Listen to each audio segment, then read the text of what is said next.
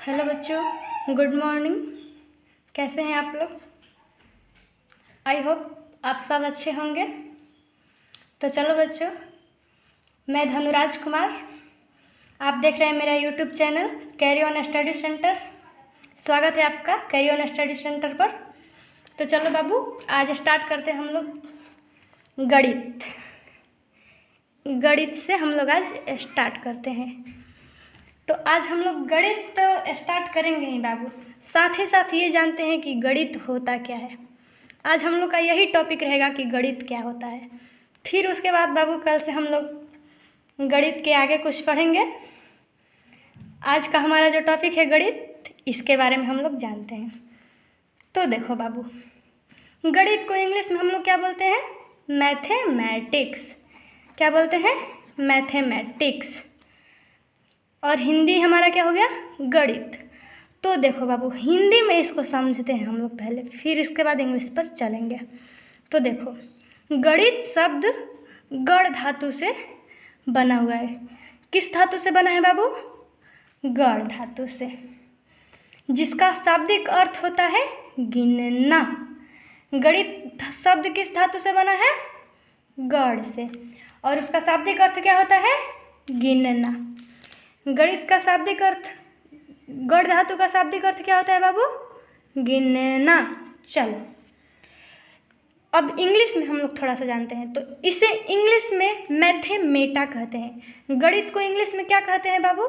Mathematics. Sorry, मैथमेटा नहीं, mathematics, जिसकी उत्पत्ति किससे हुई है? यूनानी शब्द मैथमेटा से हुआ है। गणित को हम लोग इंग्लिश में क्या बोलते हैं? मैथमेटिक्स, और इसकी उत्पत्ति यूनानी शब्द मैथमेटा से हुआ है, जिसका शाब्दिक अर्थ होता है वस्तुएं। शाब्दिक अर्थ क्या होता है बाबू गणित मैथमेटा का? वस्तुएं। अर्थात गणित हमें यह बताता है कि वह शास्त्र, कौन सा शास्त्र बाबू? वह शास्त्र जिसमें गणनाओं की प्रधानता हो। वह शास्त्र जिसमें गणनाओं की प्रधानता हो। कहने का मतलब बाबू कि हर एक शास्त्र होता है, हर एक भाग होता है, हर एक खंड होता है। तो गणित भी एक ऐसा भाग है, ऐसा खंड है जिसमें किसी चीज़ को गणना करने की प्रधानता होगी। मतलब कि उसकी क्वालिटी छोड़ो, विशेषता कहते हैं। मतलब उसका प्रमुख पात्र जो होगा ना, वो क्या होगा? गणना करना, मतलब गिनना। तो किसको गिनना बाबू? वस्तुओं को ना। किसको गिनना? वस्तुओं को। गणित शब्द किस धातु से मिलकर बना है? गण धातु से। इसका शाब्दिक अर्थ क्या होता है? गिनना। किसको गिनना? वस्तुओं को गिनना। और इंग्लिश में मैथमेटिक्स कहते हैं इसको, जिसकी उत्पत्ति यूनानी शब्द किससे हुआ है? मैथमेटा से, जिसका शाब्दिक अर्थ क्या होता है? वस्तुएं। चलो, अब आगे हम लोग जानते हैं। गणित विषय का आरंभ गिनती से हुआ है। किससे हुआ है बाबू? गिनती से हुआ है। गणित विषय का आरंभ किससे हुआ है? गिनती से। ये हमेशा याद रहेगा। चलो, बहुत अच्छा। अब देखो, गणित का विशेष क्षेत्र संख्या पद्धति को कहा जाता है। किसको कहा जाता है बाबू? संख्या पद्धति को। गणित का विशेष मतलब प्रमुख क्षेत्र कौन है बाबू? संख्या पद्धति, सिस्टम ऑफ नंबर। क्या बोलेंगे? संख्या पद्धति, जिसकी सहायता से गणित के अन्य शाखाओं को विकसित किया गया है। कहने का मतलब बाबू कि हम लोग गणित का खास क्षेत्र, क्या हुआ? खास क्षेत्र जो होता है ना, वो हमारा संख्या पद्धति है। और इसी की सहायता से हम लोगों ने गणित की अन्य सभी शाखाओं, मतलब गणित के और भी जितने पार्ट्स हैं, उसको हम लोग संख्या पद्धति की ही सहायता से विकसित किए हैं। ये बात क्लियर? चलो आगे देखते हैं। इसकी प्रकृति, गुण, क्वालिटी या स्पेशलिटी क्या होती है? अब देखो बाबू, तुम्हारा मतलब नाम मानकर चलो रवि है। तुम कहीं जाते हो, अपना इंट्रोडक्शन कोई तुम्हारा मतलब कोई तुमसे पूछा बेटा अपना पहचान बताओ, तो तुम अपना पहचान तो बताओगे कि हाँ मेरा नाम फलाना है, मेरे पिताजी का नाम चिलाना है, ऐसा वैसा बोलोगे ना। चलो अब बात आती है कि तुमसे तो वो जो इंट्रोडक्शन पूछने वाला व्यक्ति होगा वो ये भी तो पूछेगा तुम्हारे पिताजी क्या करते हैं।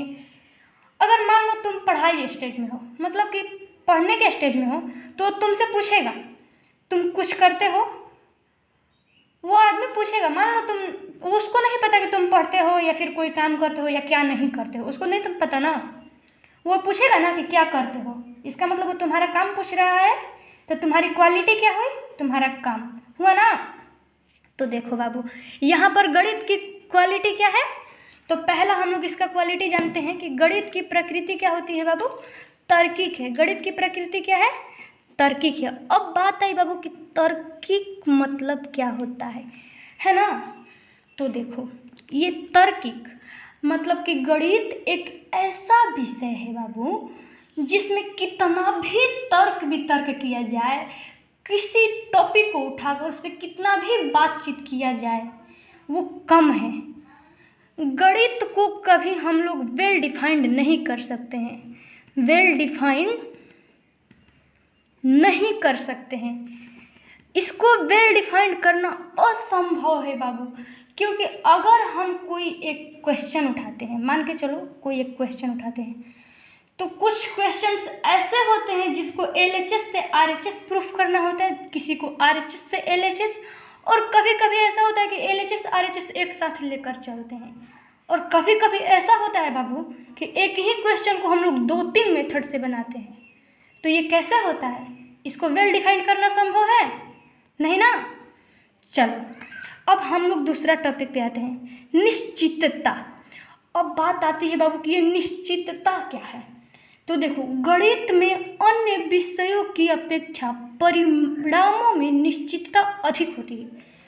और परिणामों में निश्चितता का मतलब क्या हुआ बाबू, कह रहा है कि गणित में अन्य विषयों की अपेक्षा परिणामों में निश्चितता अधिक होती है।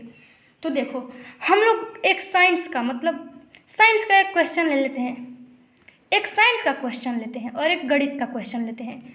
ये साइंस का हो गया और ये हमारा गणित का हो गया। अब बात आती है बाबू कि दोनों को हम लोग हल करना स्टार्ट करते हैं। क्या करना, हल करना स्टार्ट करते हैं।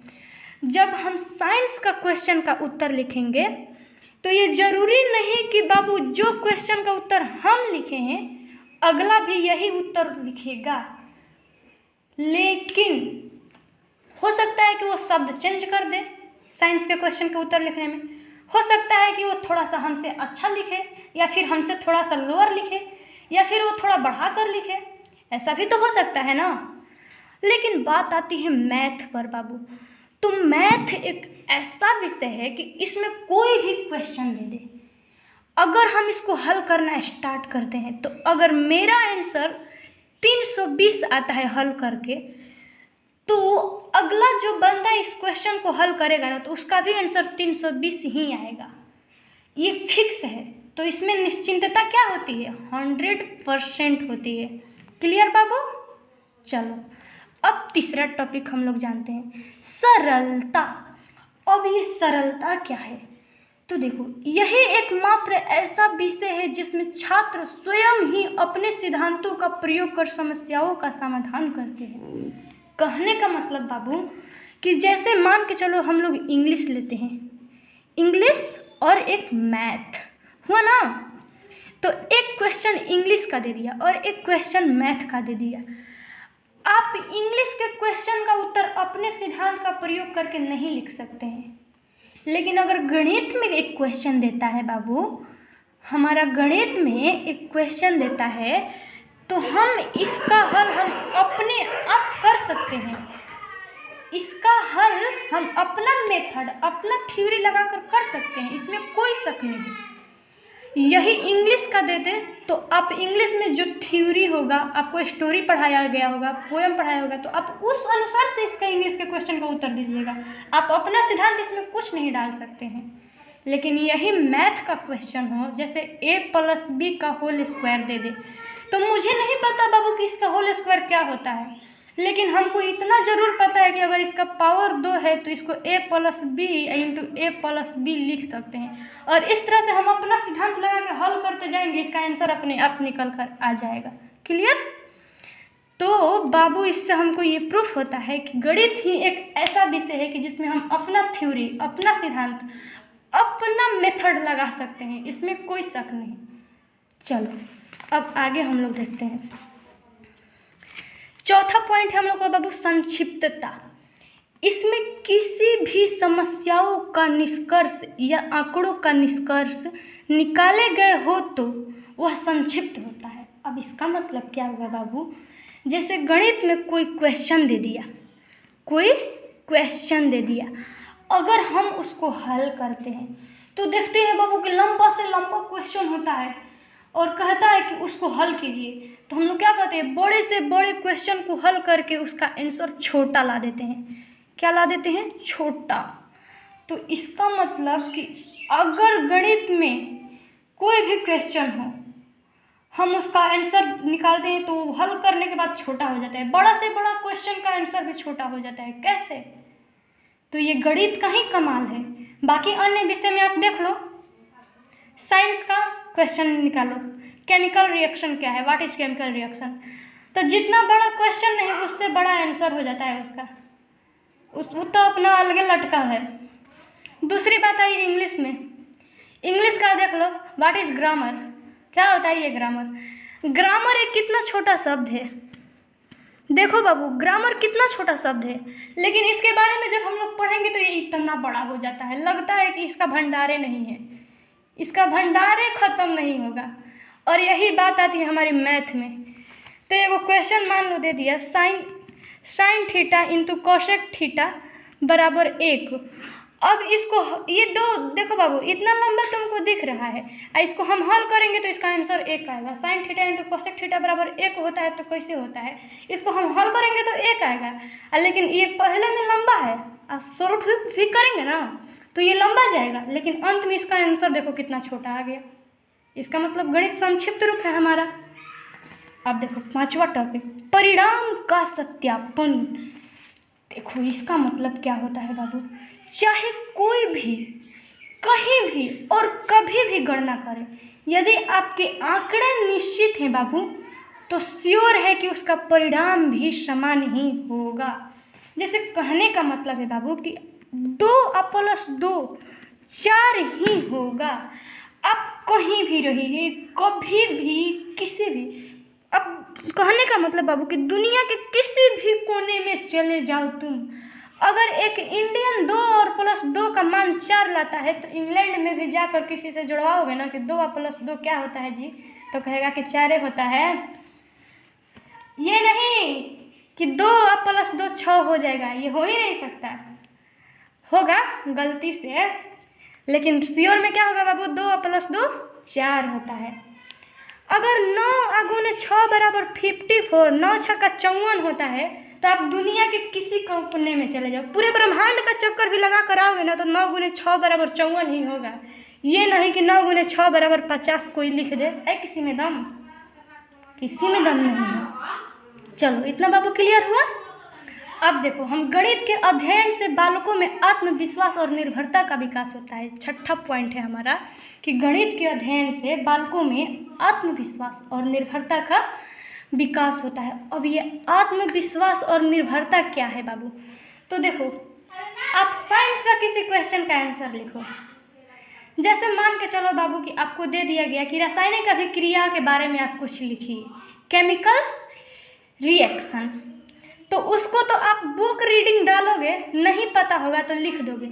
लेकिन यही बात बाबू आपको एक एक्सरसाइज दे दिया गया कि मान लो बाबू आप 5.1 का क्वेश्चन हल करो, एक क्वेश्चन आपको बता दिया गया और उसके आधार पे आप उस चैप्टर का जितना क्वेश्चन है बना लोगे, तो सोचो कितना अच्छा आनंद आता है। अरे वाह, मैंने पूरा एक चैप्टर हल कर दिया, कितनी खुशी की बात है, हो रही है ना बाबू। तो इसमें कितना आत्मविश्वास है, कॉन्फिडेंस बढ़ता है गणित से। गणित एक ऐसा सब्जेक्ट है कि हमारे उत्सुकता को जगाता है और जुनून पैदा करता है और आत्मविश्वास को बनाए रखता है और अपने आप में कॉन्फिडेंस रखता है ये गणित। चलो बाबू, अब थोड़ा सा हम लोग जान लेते हैं विभिन्न गणितज्ञों द्वारा गणित की परिभाषा के बारे में कि कौन से वैज्ञानिक, मतलब कौन से हमारे गणितज्ञ जो हैं वो क्या परिभाषा दिए हैं गणित के बारे में। तो देखो, पहला हमारा है लॉग के अनुसार। अब लॉग चाचा क्या कहते हैं गणित के बारे में थोड़ा सा जानते हैं हम लोग। तो देखो, लॉग अंकल के अनुसार गणित वह मार्ग है जिसके द्वारा बच्चों के मन में तर्क वितर्क करने की भावना बढ़ती है। क्या होती है बाबू? बच्चों के मन में तर्क वितर्क करने की भावना बढ़ती है। लॉग अंकल कहते हैं हमारे कि गणित वह मार्ग है, मतलब गणित ऐसा रास्ता है जिसके द्वारा बच्चों के मन में तर्क वितर्क करने की भावना बढ़ती है। अब ये तर्क वितर्क क्या होता है बाबू? तर्क वितर्क क्या होता है इसके बारे में हम लोग जानते हैं। तो देखो बाबू, तर्क वितर्क मतलब बातचीत करना, डिस्कस करना। कहते हैं ना, एक क्वेश्चन हो जाता है बाबू और उसको हम लोग बनाते हैं। क्या होता है, दो स्टूडेंट रहते हैं, पहला स्टूडेंट अपना अलग तरीका से बनाता है और उसी क्वेश्चन को दूसरा स्टूडेंट अलग तरीका से बनाता है। आंसर दोनों का एक ही आता है, 320 अगर आंसर आएगा तो दोनों का 320 आंसर आएगा, लेकिन दोनों अपना अपना तरीका से बना के तर्क वितर्क करने लगेंगे। ना हाई मेथड सही है तो हाई मेथड सही है। अब मान लो कि एगो समीकरण दे दिया, अब कहेगा जैसे 2x + 3y बराबर में दे दिया 5 और 5x प्लस में 2y बराबर में दे दिया 6। इसको दो स्टूडेंट ने मिलकर हल करना शुरू किया। जानते हो क्या करेगा? एगो विलोपन विधि से बना रहा है, एगो क्या कर रहा है बाबू? विलोपन विधि से बना रहा है, एगो प्रतिस्थापन विधि से बना रहा है। ठीक है, पहला स्टूडेंट जो है, ए वाला स्टूडेंट जो है, इसको विलोपन विधि से बना रहा है, अब बी वाला स्टूडेंट जो है इसको प्रतिस्थापन विधि से बना रहा है। अब दोनों का आंसर एक ही निकल के आया है, लेकिन दोनों अपने में लड़ लिया है, खूब लड़ रहा है, खूब लड़ रहा है कि ना हो है एगो होगा आंसर, हो ही नहीं होगा। तो जानते हो क्या होता है बाबू? ये एक ऐसा विषय है कि इसमें तर्क वितर्क कितना भी करो ना कम ही पड़ता है। हमारे लॉक अंकल के अनुसार, हमारे अनुसार नहीं, लॉक अंकल के अनुसार, इनका नाम ही है लॉक, वो लॉक कर देते हैं माइंड को, बच्चों को आपस में। चलो अब हम लोग दूसरा जानते हैं कांट के अनुसार। तो देखो बाबू, कांट चाचा क्या कहते हैं? प्रकृति विज्ञान का अस्तित्व तब तक ही है जब तक कि वह गणितीय है, वरना विज्ञान का कोई अस्तित्व नहीं। हमारे कांट चाचा कहते हैं कि प्रकृति विज्ञान का अस्तित्व तब तक ही है जब तक कि वह गणितीय है, वरना विज्ञान का कोई अस्तित्व नहीं। अगर बाबू ये विज्ञान है तो तब तक ये विज्ञान है जब तक कि ये गणितीय है, नहीं तो फिर ये विज्ञान का कोई महत्व नहीं रह जाएगा। जैसे बाबू अगर कह देते हैं मेरे में और मेरे पापा में, तो मेरा नाम तब तक ही है जब तक कि मेरे पापा का, मतलब मेरे पापा का नाम पर मेरा नाम है। अगर हम कुछ भी अच्छा करते हैं बाबू तो मेरे पापा को कहेंगे कि हाँ फलानवा की बेटी अच्छा की है। कुछ गलत करेंगे तो मारो फलानवा की बेटी गलत कर दी, होता है ना बाबू। तो बाल बच्चों का नाम रोशन नहीं होगा, लेकिन बाल बच्चा अच्छा करेगा तो माँ बाबा का ही नाम अच्छा होगा या खराब होगा। बाल बच्चे के ही चाल चलन से गार्जियन की पहचान हो जाती है। तो वो भी विज्ञान की पहचान जानते हो कैसे होती है? गणित से। अगर गणित का चाल चलन अच्छा है तो विज्ञान की पहचान होगी। अब कल से गणित कहे कि हम जा रहे हैं तुमसे अपना मुंह मोड़ ले रहे हैं, तो विज्ञान का कोई अस्तित्व नहीं रह जाएगा। अगर ये गणित इससे दोस्ती तोड़ दिया तो समझो ना कि इसका कोई काम नहीं। और जब तक ये इसके साथ दोस्ती बना के रखेगा, इसके साथ दोस्ती बना कर रखेगा ना बाबू, तब तक विज्ञान बरकरार रहेगा। क्लियर बाबू? चलो अब हम लोग तीसरा थोड़ा जान लेते हैं हुंगबिन के अनुसार। तो देखो हमारे हुंगबिन अंकल क्या कहते हैं? गणित हमारे सभ्यता और संस्कृति का दर्पण है। हुंगबिन अंकल यह कहते हैं कि गणित जो है हमारे सभ्यता और संस्कृति का दर्पण है। सभ्यता और संस्कृति ये दो शब्द है बाबू। संस्कृति क्या होती है और सभ्यता क्या होती है? तो देखो, संस्कृति हमारे परिवार से और समाज से जुड़ी होती है और सभ्यता बाबू हमारे प्राचीन रीति रिवाजों से जुड़ी होती है। तो गणित जो है ना इन दोनों को जोड़ के रखता है। अगर ये गणित है तो फिर सभ्यता और संस्कृति बनी रहेगी। जैसे हम लोग आईना है तो अपना मुंह देखते हैं ना, तो गणित में अपना, मतलब ये सभ्यता और संस्कृति गणित में अपना मुंह देखता है। क्लियर बाबू? चलो अब हम लोग थोड़ा चौथा टॉपिक जान लेते हैं क्या है। तो देखो चौथा नंबर हेनरी पायोंकर के अनुसार। तो हेनरी पायोंकर चाचा क्या कहते हैं, गणित का परिभाषा थोड़ा सा जानते हैं। अलग अलग वस्तुओं को उन्हें उनका नाम देना ही गणित है। हमारे हेनरी पायोंकर चाचा कहते हैं बाबू, हेनरी पायोंकर चाचा क्या कहते हैं कि अलग अलग वस्तुओं को उन्हें उनका नाम दे देना ही गणित है। क्या है? जैसे मान लो कि इसको हमको नहीं पता कि ये क्या है, लेकिन इसका नाम हम रख देते हैं कलम, तो ये गणित हो गया। सिंपल सी बात। क्योंकि जब इसका हम नाम रख दिए कलम, तो इसके जैसा बाबू जितनी सारी वस्तुएं होगी इसके आकार की, इसके जैसा गुण का, इसके जैसा मतलब क्वालिटी, आयतन, क्षेत्रफल, द्रव्यमान जो भी हो, मतलब इस शेप की जितनी सारी वस्तुएं होगी सबको हम कलम कहेंगे। और सबको गिन सकते हैं ना, क्योंकि गणित को हम लोग क्या कहते हैं, गिनती से स्टार्ट होती है। गण धातु का मतलब क्या होता है, गिनना होता है ना। तो फिर इसको गिन सकते हैं। इसका मतलब कि अलग अलग वस्तुओं को उनका नाम देना है क्या है, गणित है। हेनरी चाचा भी सही बात बोले हैं। चलो अब 5 नंबर जानते हैं यंग अंकल के अनुसार। मतलब यंग के अनुसार, अंकल नहीं है वास्तव में, गणितज्ञ हैं वो लोग, ठीक है। तो यंग अंकल क्या कहते हैं कि गणित विज्ञान का मेरुदंड है। यदि विज्ञान से इसे हटा दिया जाए तो सारी भौतिक सभ्यता बिना किसी संकोच के नष्ट हो जाएगी। कह रहे हैं यंग अंकल हमारे कि गणित जो है ना बाबू, ये गणित विज्ञान की रीढ़ की हड्डी है। अगर इस गणित को हटा दिया जाए तो पूरी भौतिक सभ्यता का नष्ट हो जाएगा। अब भौतिक सभ्यता का नष्ट क्यों नहीं होगा बाबू? अब मान लो कि तुम्हारे पीठ जो है ना, बैकबोन, अब तुम्हारे बैकबोन को निकाल दिया जाए तो सोचो कि तुम्हारा क्या हाल होगा। तो जब भौतिक सभ्यता का बैकबोन गणित है और इसके बैकबोन को हम लोग हटा देंगे तो इसका क्या हाल होगा, जरा सोच सकते हो। तो वही बात है बाबू कि गणित विज्ञान का मेरुदंड है। मतलब गणित जो है विज्ञान की रीढ़ की हड्डी है। यदि विज्ञान से इसे हटा दिया जाए तो पूरी भौतिक सभ्यता का नष्ट हो जाएगा बिना किसी संकोच के। अब लास्ट नहीं बाबू, 6 नंबर पॉइंट है गैलीलियो महोदय के अनुसार। गैलीलियो अंकल देखो, फिजिक्स 12th क्लास के फिजिक्स में गैलीलियो अंकल ने एक थ्योरी दिया है अपना। देखो उसी थ्योरी पर लागू होगा ये भी परिभाषा। कह रहे हैं गैलीलियो अंकल कि गणित वह भाषा है जिसमें साक्षात खुद भगवान ने सारे जगत या ब्रह्मांड को लिख दिया है। सारी जगत या ब्रह्मांड को लिख दिया है किसने? भगवान ने।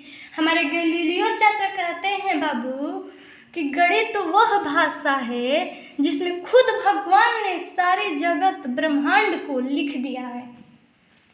अब बताओ कि जिसको भगवान ने जिस भाषा में लिख दिया उससे बड़ा क्या चीज़ हो सकता है बाबू। खुद भगवान ने इस भाषा में इस पूरी दुनिया को लिख दिया है, तो हम लोग क्या हैं इसके आगे?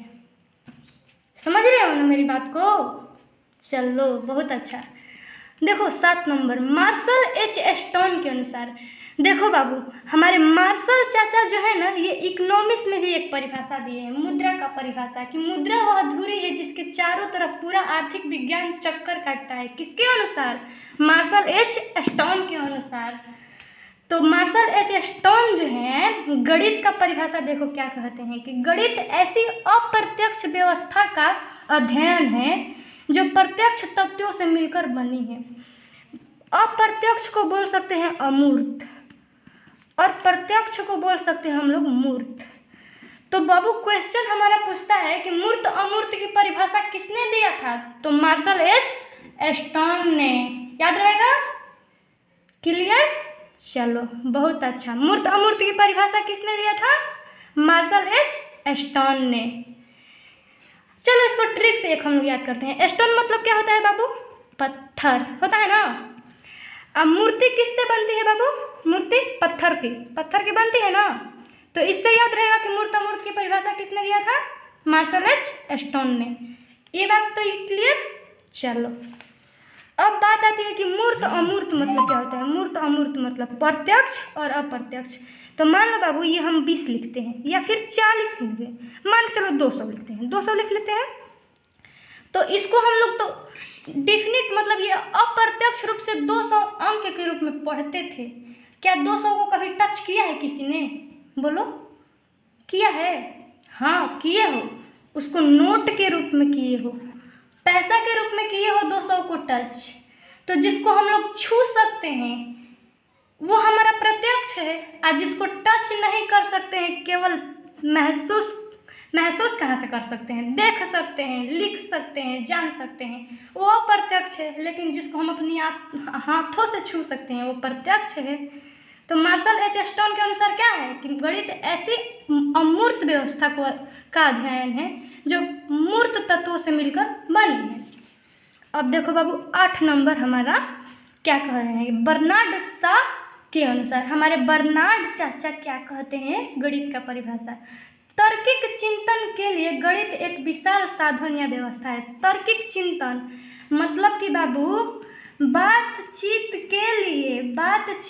के चिंता को बढ़ाने के लिए अगर गणित की बात किया जाए ना तो विशाल साधन का व्यवस्था है।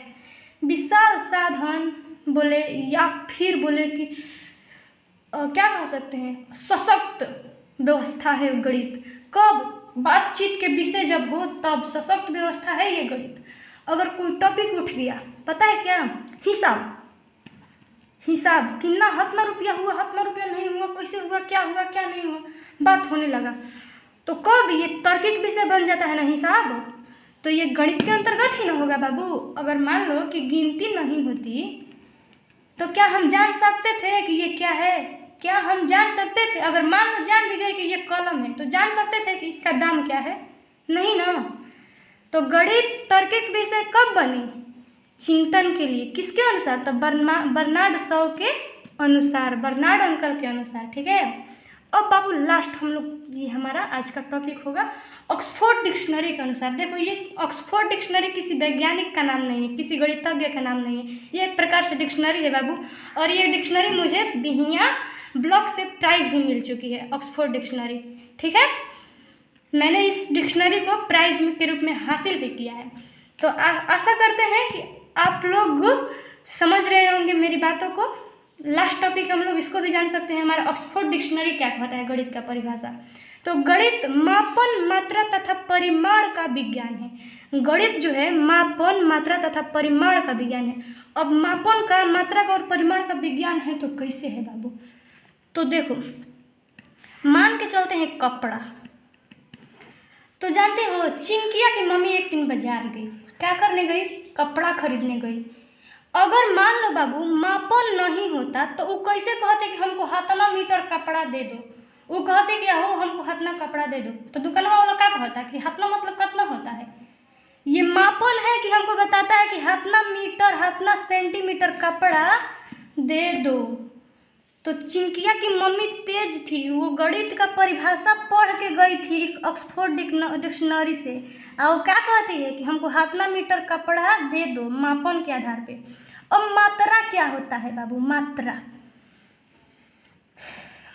मापन, सॉरी बाबू, मापन का मतलब वजन, वजन समझते हैं इसको। देखो चिंकिया की मम्मी बाजार जाती है ना तो कहती है कि हमको हतना केजी चावल दे दो। क्या दे दो? चावल दे दो। अगर ये केजी नहीं होता बाबू, केजी नहीं होता तो क्या चिंकिया की मम्मी जान पाती है कि कितना चावल लेना है? नहीं ना जान पाती। तो ये केजी किस में आया? हमारा गणित में आया, आया ना गणित में। अब दूसरी बात आता है मात्रा बाबू। तो मान लो कि मात्रा नहीं होता, जैसे मीटर, सेंटीमीटर, केजी, ये सब मात्रा है। ग्राम, डेसी, डेका, हेक्टो, फेम्टो, एटो, ये सब मात्रा है हमारा बाबू। क्या बोलते हैं, सेकेंड, ये सब मात्रा है हमारा। कैंडेला, एम्पियर, ये सब इकाई मतलब मात्रा है। अगर मान लो बाबू मापने के लिए किसी चीज़ को, मान लो कपड़ा मापना है, अगर ये मात्रा सेंटीमीटर और मीटर नहीं होता तो क्या हम कपड़ा को माप पाते? कभी खरीद पाते? नहीं ना। तो ये हमारा किससे अवगत कराया? गणित से। गणित का देन है कि आज हम मापन और मात्रा को जान पाए ना। अब बाबू परिमाण क्या होता है, बात आती है परिमाण के बारे में। सिद्ध, तो देखो बाबू, कोई क्वेश्चन कहता है, कोई क्वेश्चन दे दिया कि सिद्ध करो कि a प्लस बी का whole square A square plus B square plus 2ab ही होता है। हमको तो नहीं पता कैसे होता है, तुम लोग सिद्ध कर दो। तो ये गणित हमको सिखा दिया कि a प्लस बी का whole square A square plus B square plus 2ab कैसे होता है। तो ये सिद्ध करके दिखाने का अवगत कराया हमको, कराया ना। अब कह देगा कि सिद्ध करो कि इस दूध में पानी नहीं है, इस दूध में पानी नहीं है। तो इसको कैसे सिद्ध करेंगे। तो बाबू जानते हो हमारे पहले के ज़माने में क्या होता था कि 1 किलो दूध, 1 लीटर दूध ले लो और 1 लीटर पानी, दोनों को एक में फेंट दो और एक बतख को बुला कर लाओ और उसको देखो ना, तो बतखवा क्या करेगा कि पूरा दूधवा पी जाएगा और पनिया उसी में छोड़ देगा। तो इससे पता चल जाएगा कि इस दूध में कितना पानी था, क्योंकि जब पनिया उसमें छोड़ दिया तो पनिया का हम वजन कर लेंगे।